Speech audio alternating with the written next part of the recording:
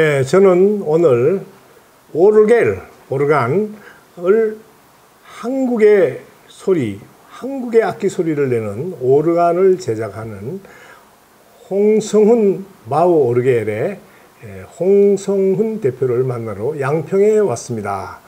자, 먼저 한국관광공사가 한국의 대표 문화 10선을 선정하면서 오르겔을 선정했다고 하는데요.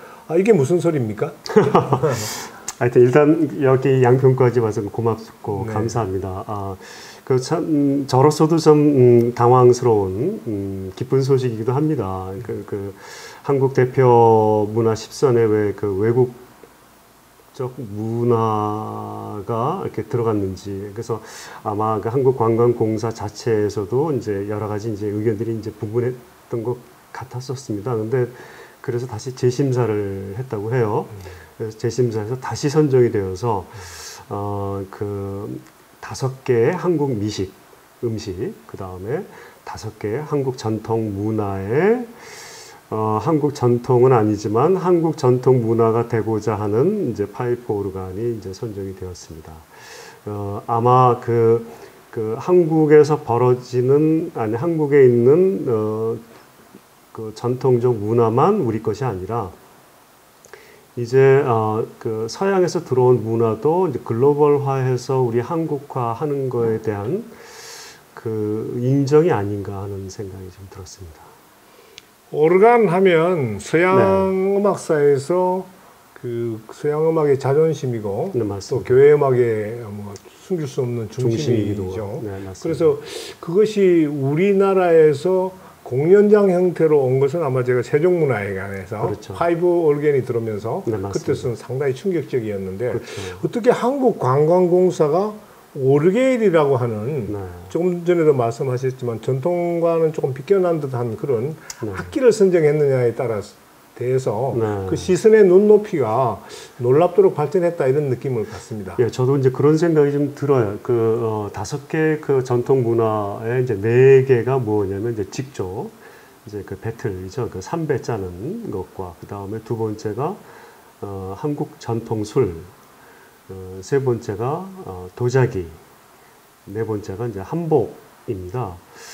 그리고 이제 5번째가 이제 파이프 오르간 제작인데, 이 4가지는 우리가 익히 알고 사실은 형태는 다르지만 세계의 모든 국가가 갖고 있는 또 문화에도 들어가 있는 것이 아닌가 하는 생각이 들었을 때, 뭔가 좀 더 색다른 것이 없었을까를 무의식 중에 찾지 않았을까 하는 생각이 들었고요. 그 가운데 파이프 오르간이라는 악기가 이제 아시아를 통해서 이제 한국에 들어오면서 이것이 외국의 문화로만 존속되지 않고 계속 꾸준히 한국적 형태로 이렇게 바꾸려 하는 어떤 몸부림이 한 20여 년 하다 보니까 이제 한국적인 소리도 조금씩 닮아가는 이제 그런 거에 대한 생각이 한국관광공사에서 아마 가졌지 않았을까 하는 생각이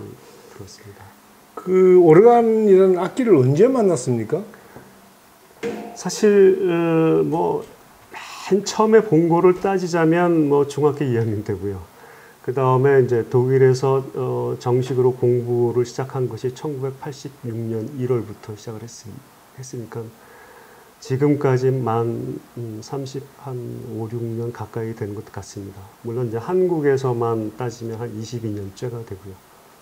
예. 그럼 독일에서 오르간 제작에 참여하셨군요. 그렇죠, 예.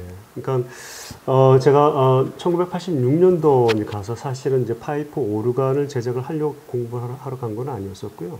이제 음악을 좀 하려고 갔던 건 사실이었었는데.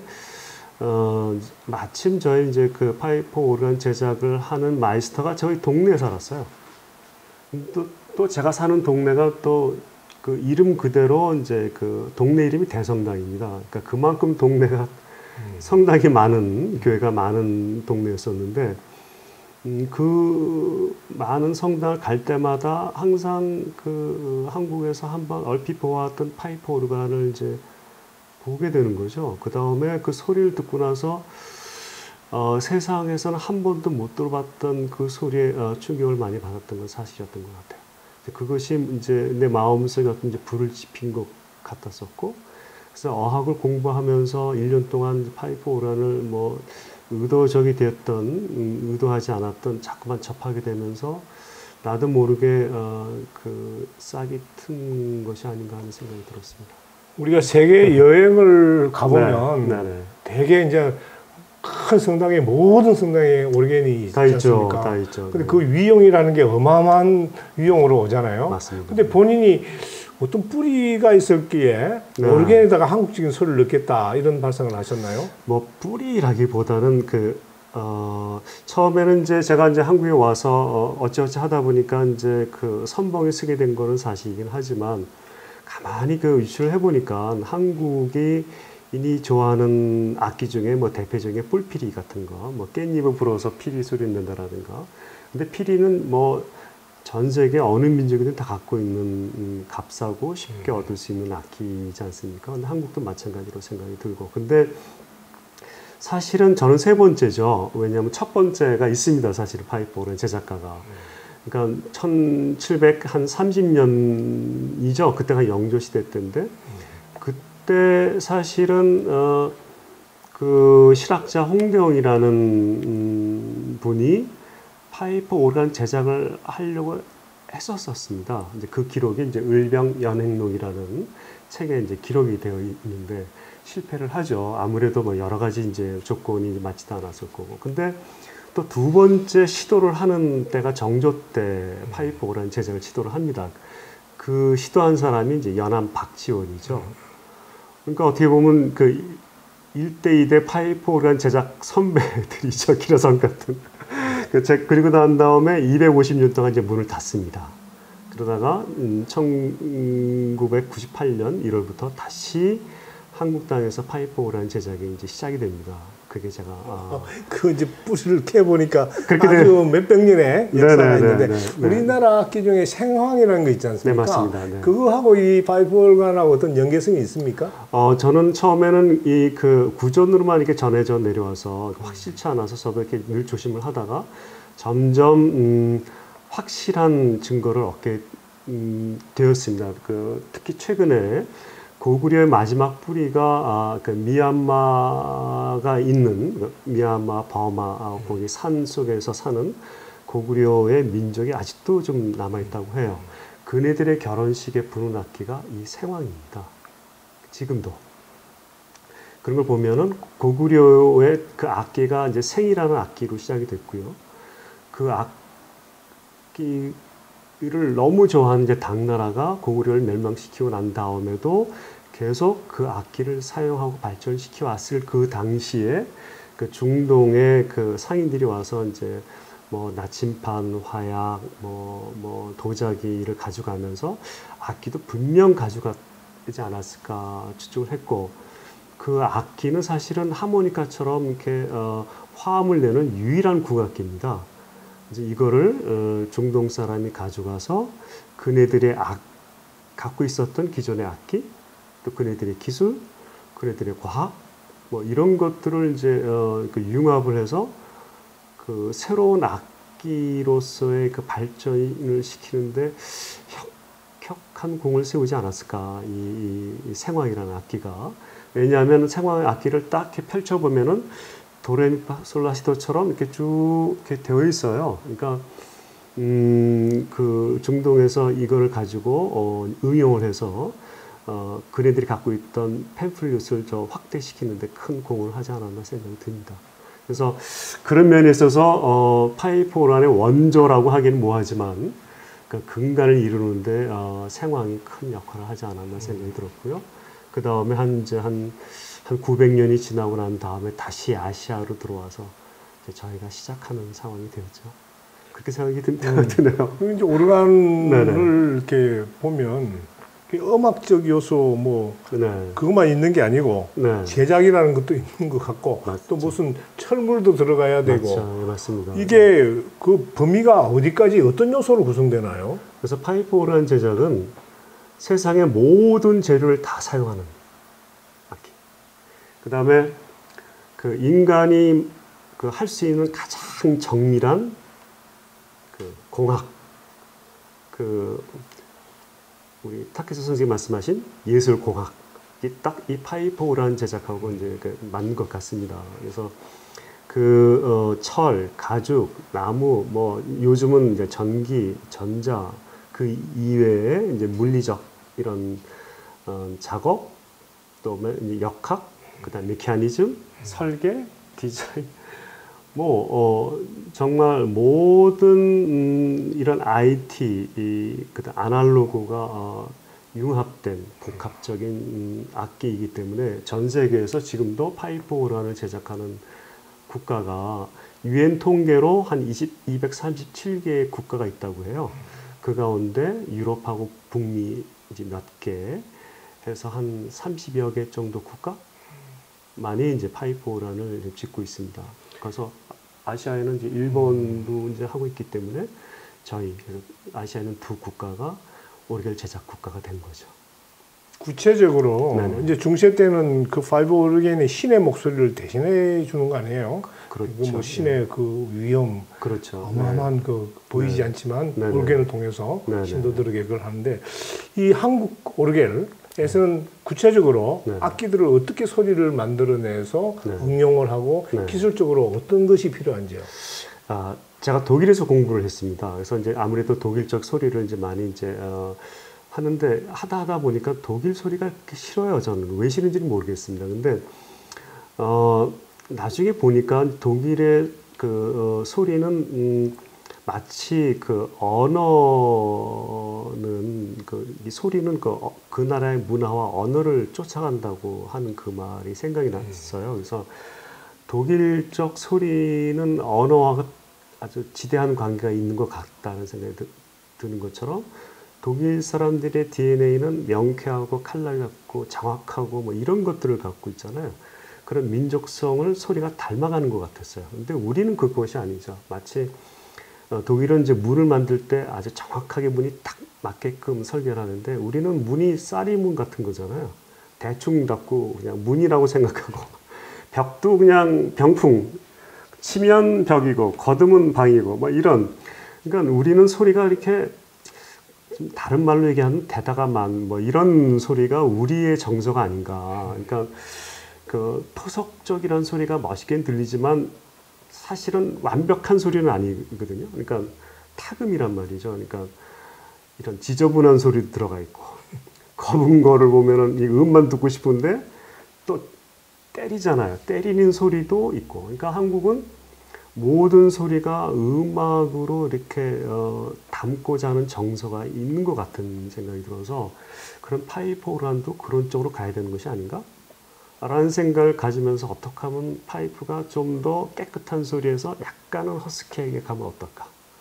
자, 그걸 들으니까 네네. 이제 이게 본질적으로 동양 문화와 서양 문화의 차이가 있고 네네. 또 그다음에 그것을 받아들이고 수용하는 삶의 환경이 다르잖아요. 네네. 그럼 독일은 과학적이고 정확한 소리를 요구하고 네. 우리는 감으로 서로 필링을 서로 소통하는 그런 음악 본질 자체가 다르거든요. 네. 그런 정면에서는 그 우위의 개념이 아니라 네. 우리 악기만이 갖는 특성, 네. 우리가 그럴 수밖에 없는 네. 그러한 것들을 이제 발견한 것이잖아요. 네, 네, 그게 네. 제가 하는 K 클래식 운동도 마찬가지죠. 예, 예. 서양은 화음 중심으로 구조가 되어 있지만 우리는 화음 구조가 아니고 아니죠. 네. 또 악기도 저기선 평균율에 의해서 정확한 조율을 해야지만 우리는 그렇게 안. 그렇죠. 저긴 지휘자가 있지만 우리는 집박 하나만 하면서 다 흘러가잖아요. 이게 본질적으로 다른 거거든요.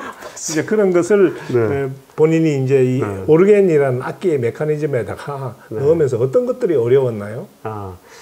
그 말씀하신 것처럼 그 서양의 음악은 정말 그 12음을 딱 잘라서 이렇게 이제 음악을 만들고 화음을 만들고 하는데 우리는 각자의 악기가 다 솔로 악기고 솔로 악기가 모이면 그게 이제 합주가 되는 악기죠. 그러니까 어찌 보면 좀 엉성할 수도 있다고 생각이 드는데 이제 대신에 우리 악기의 단점도 있습니다. 왜냐하면 우리는 저음이 부족하고 너무 날아가는 소리들이 많고 이거를 이제 집대성에서 뭔가 좀 만들 수 있으면 좋은데 그런 면에 있어서는 그 서양적 그 과학적 사고를 갖고 있는 음악도 수용이 좀 필요하다고 봅니다.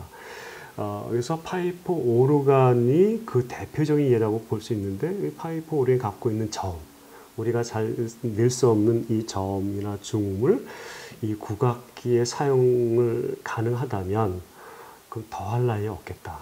거기에 뭐 12음계까지 우리가 차용을 한다면 더 풍부한 작곡도 될 수 있겠다. 그래서 여태까지 이제 국악곡이라는 것은 5개의 이제 음을 가지고 이제 이렇게 조합을 해서 이제 음악을 만들었는데 그것이 이제 더 많은 음들을 국악기가 낼 수 있으면 우리의 소리를 좀 더 확장시키고 더 그 민중성으로 들어갈 수 있지 않을까. 여태까지는 그것이 안 됐는데 서양의 그런 기법들을 우리가 이제 활용을 해야 되지 않을까 하는 생각이 들어서 저는 파이프 오르간을 국악기에 삽입을 하는데 그런 소리들을 삽입함과 동시에 그런 우리가 갖고 있지 못했던 그 미진한 그 약한 이런 저음들을 좀 더 발전시켜야 되겠다. 이제 그런 식으로 지금 파이프 오르간 제작을 좀 제가 하고 있습니다. 아무튼 그 대중적이지 않은 한국적 파이브 오르간에 대해서 아주 눈이 높고 안목이 높은 전문가들은 굉장히 이걸 경이적으로 느끼고 야 이건 정말 새로 만약에 인간문화재 제도를 만든다면 뭐 인간문화재가 돼야 되지 않나 이런 생각을 저는 개인적으로 하는데 자, 이 어떻게 해서 양평에 오게 되셨고 또 이 양평에서 이렇게 하면서 양평의 군도 환경적으로 굉장히 좋은 도시잖아요. 네, 맞습니다. 근데 양평에서 어떤 지원을 받는지 또 이 장소는 어떻게 지금 운영을 하고 있는지 이런 것도 궁금합니다. 그 무슨 제가 한국에 들어오자마자 돈이 없었죠. 뭐 예술가 뭐 돈이 이제 있을 리가 없는데 또 하필이면 들어온 때가 또 IMF 시작이었습니다. 그래서 한 2, 3년간은 뭐 2, 3년간이 뭡니까? 하여튼 굉장히 오래도록 정말 그 우울증에 빠질 만큼 단 한 대도 오르기를 지지를 못했죠. 그러니까 우리 한국에서 그 문화가 너무 빨리 들어온 건가? 그러니까 문화라는 것이 어떤 한 사람에 의해서 뭐 이렇게 이루어지는 것도 아니고, 그래서 내가 또 잘못 왔나 굉장히 실망도 많이 하고 후회도 많이 했었는데 지금은 굉장히 만족을 합니다.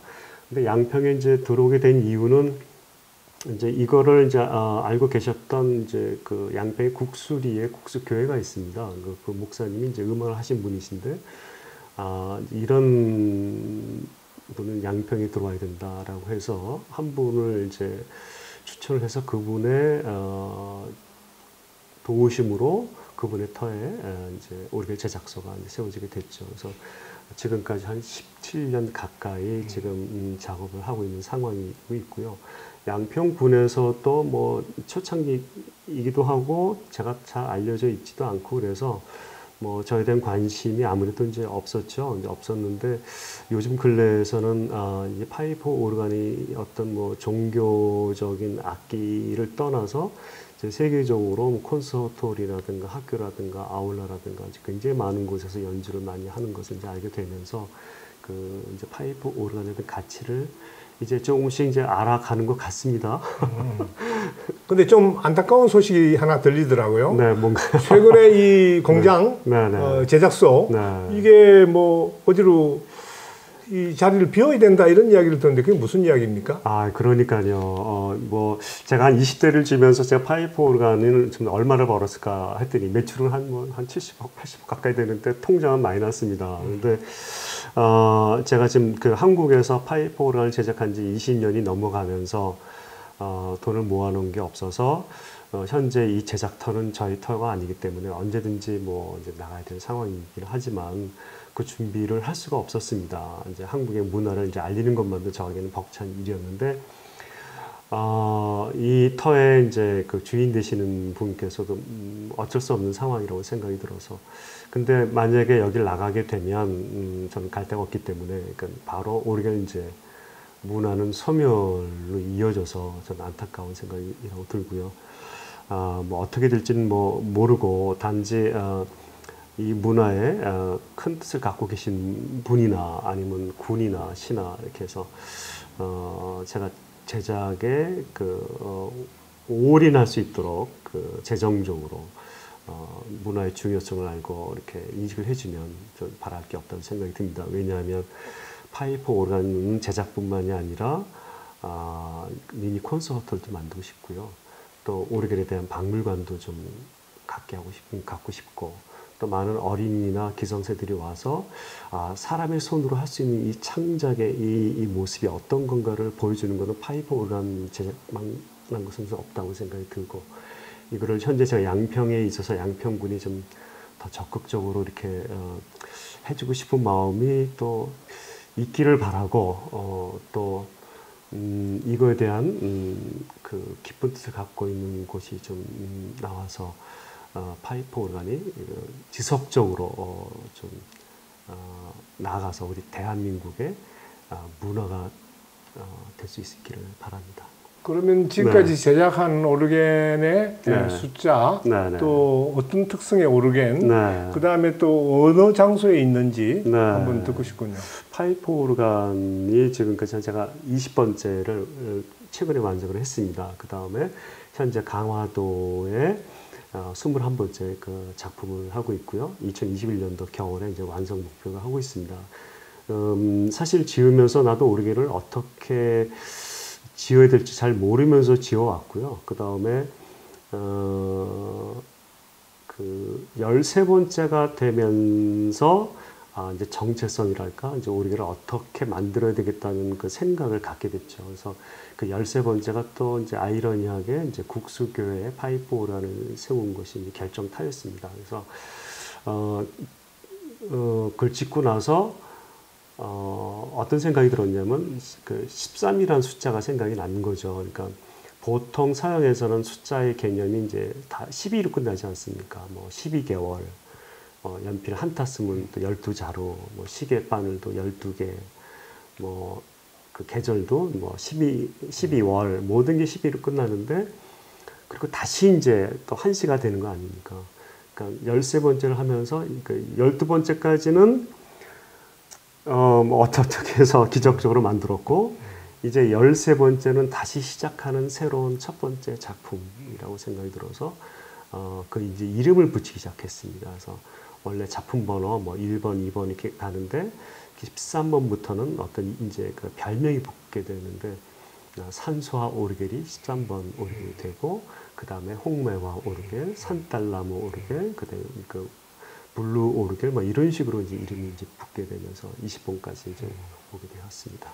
결국 오르겔이 작품을 연주해야 되는 거 아닙니까? 네, 맞습니다. 그러면 이제 이 오르겔이 생소하기 때문에 네네. 우리나라 작곡가가 오르겐 작품을 쓴 사람이 있는지 드물겠죠. 또 앞으로 또 어떻게 이걸 전개 나갈지 네네. 또 공연이라든지 네. 또 이거에 악기에 대한 소개 이런 것들이 앞으로 많이 필요할 것 같은데. 그래서 여태까지는 한국에 이제 의외로 이제 오르가니스트가 이제 많다고 합니다. 아마 또 많습니다.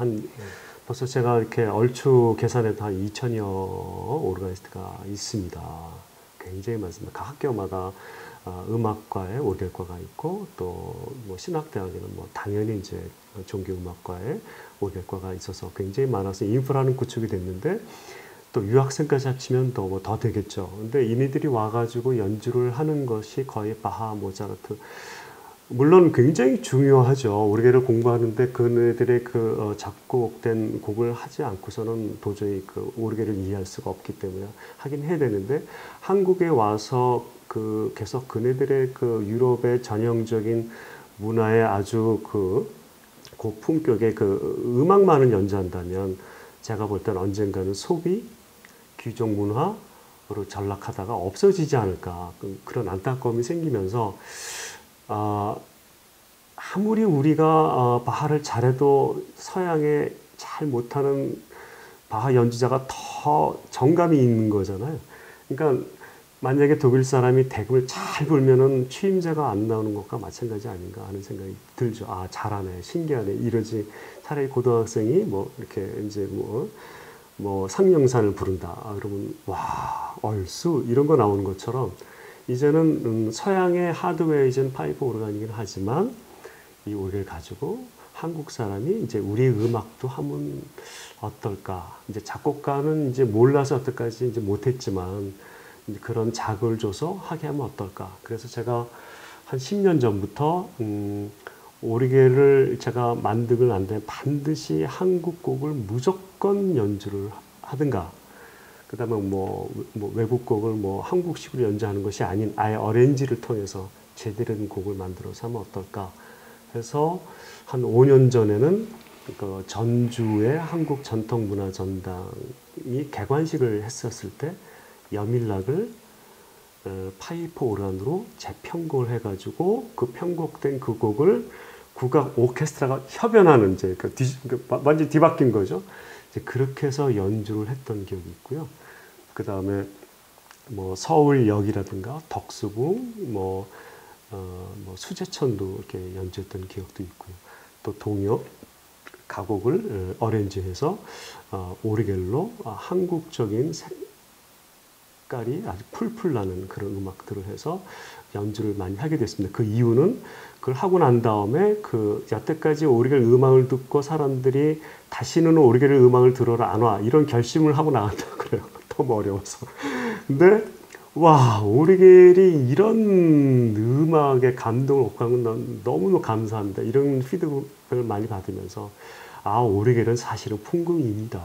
다만 풍금이 좀 클 뿐이죠. 그래서 우리의 정서에 잘 맞는 이 풍금이 이제 어찌어찌하다 한국에 들어왔으니 그 풍금으로 아주 이 정감 어린 음악을 정말 많이 연주를 많이 했으면 좋겠다 하는 생각이 들어서 작곡가도 이제는 그런 한국적 곡을 많이 오리겔 곡을 썼으면 좋겠고 연주가도 바하 더하기 또 우리 한국의 이제 그런 음악들을 많이 연주해서 오리겔이 이제 본연의 우리 악기가 되도록 하면 우리의 그 문화도 더 풍부해지고 그 풍부한 그 문학 속에서 우리가 살고자 하는 그 에너지도 더 커지지 않을까 하는 생각입니다.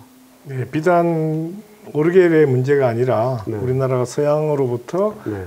근대화하고 현대화하는데 많은 과학적 기술 네. 또 상품적인 그런 것들을 모델로 해서 발전해 왔죠. 네. 그러나 이제는 우리가 수출할 단계에 왔다는 것은 분명하고 BTS라든지 또 영화 미나리라든지 기생충이라든지 전 분야에서 이제는 우리가 세계 시장에 우리를 알리고 우리가 당당하게 5,000년 역사의 그걸 통해서 너희들한테 배워왔지만 우리가 이것도 한번 맛을 봐라. 그런 시대가 왔어요. 그래서 앞으로 바람직하게는 해외에 오르겔을 들고 나가야죠. 나갔으면 좋겠습니다. 나가야죠.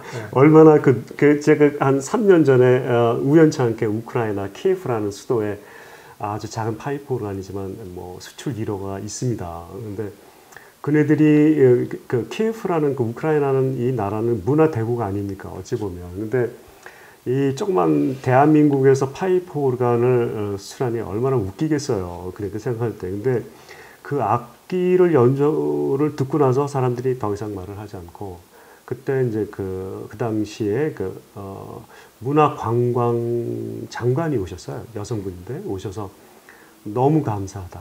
너무 고맙다. 그리고 이렇게 한국이 파이프 오르간을 만들 줄은 꿈에도 몰랐다. 라고.